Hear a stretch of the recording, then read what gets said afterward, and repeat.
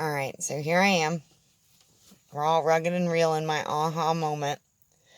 I'm having some real moments of clarity at this time, and one thing I've realized is that I've been being called to do videos for a long, long time now.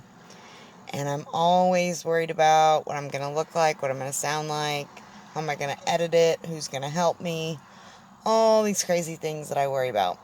And we're not doing that anymore. So that's aha number one. I'm supposed to move when I'm called. We all are. And right now I'm being called, even though I don't have any makeup on, and I put no products in my hair today, because it's just been a chill hanging out at home Sunday. And it doesn't matter, because right now I have a message that I have been working on for about 2 weeks. I've been hearing for a long time that I will heal others through sharing my story. And my story is this week has been pretty emotionally intense. And it has broken me open in ways that, honestly, I thought I had broken open already and I just hadn't opened enough to hear the real truth of what I needed to hear. And so I've spent a lot of time just listening to myself over the last couple weeks and allowing myself to be the observer as some very, very emotionally intense situations have arisen in my life regarding my family and regarding my past, and just some things that have really touched deep, deep-seated pain that, that it's those things that we always think that we've dealt with that we just haven't quite dealt with yet. And so, the aha that I have established here is that when we have had a lot of trauma or a lot of pain in our lives, we respond to love in sadness. And so when someone tries to love us, or something happy happens, or we feel like we're going to cry. It feels the same as someone just hurt our feelings.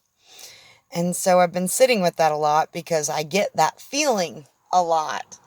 And so I've been noticing it, and I've been, instead of thinking of it as sadness, I've been recognizing it for what it is, my inability to receive the love that is trying to come through to me in that moment. And what I've been doing is practicing opening my heart space, which is actually the opposite of what I have, what I feel like I should do. I get that feeling in my heart like I'm about to fall apart and I'm going to cry. And what I do is I close the heart space, which just intensifies the resistance. And so what I've been practicing is instead breathing into the resistance that I'm feeling, because it's a resistance to love. And so I'm opening my heart and allowing that to come in. And what I'm finding is that I'm having a whole different perception of whatever it is that's happening to me. I'm gaining clarity. I am letting go of emotional insecurities. And the thing that just broke this wide open for me is that I've had a lot of challenges with my 15-year-old daughter.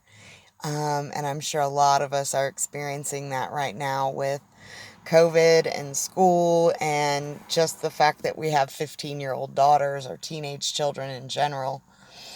But her and I have sort of been doing this tug of war where there's an elephant in the room, but we're not sure how to address it and that kind of thing. And so, when you are struggling like that, you start to review things and you start to think about the past. And, when I begin to think about the past and I think about her childhood, her early childhood, and the things that we shared, I find myself looking back in that and always having assumed that I was feeling a sadness. And what I realized this afternoon is that it's only coming up to me as sadness because I'm not allowing myself to fully connect to the memory. And so what I was able to do this afternoon was to really get present with my memory of her when she was a very, very small baby, and what it felt like to hold her and to sing to her and to exchange that love. And immediately I began to feel that what I had been interpreting as sadness come in, and my throat began to close and my heart began to feel tight and the tears began to surface. And instead of closing down or falling apart like I normally would have, by interpreting this as sadness, what I did instead was to begin to breathe into my heart space and to delve even deeper into those memories and remember what it was like to hold her and what her skin felt like, and just to be close to her when she was that small. And the more that I was able to do that, the more I felt the heart space opening. And the more that it opened, the more I was able to connect all the pain that I'm feeling right now and the disconnect that I'm feeling toward her right now with the fact that I love her that much and that I love her that deeply, and not being able to share that exchange of or level of love with her in this moment is actually what's triggering my sadness. And so by opening my heart and remembering how much I love her, I actually became in alignment with myself in a different way and was able to begin to see our situation completely differently. Instead of feeling sad and defensive, I now feel empowered. I have this opportunity where my little girl, she's still only 15 years old, and I have so many opportunities to show her and share with her that love.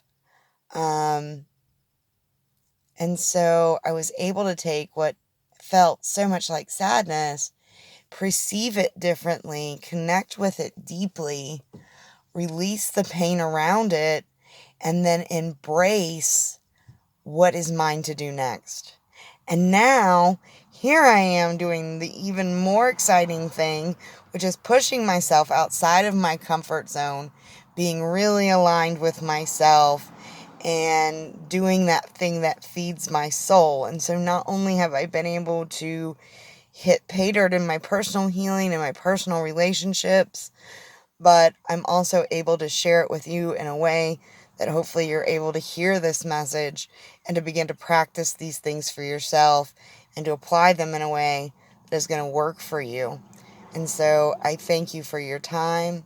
I appreciate you listening to my story, and I send out the light and love that it will bring to you the healing that it has brought me today.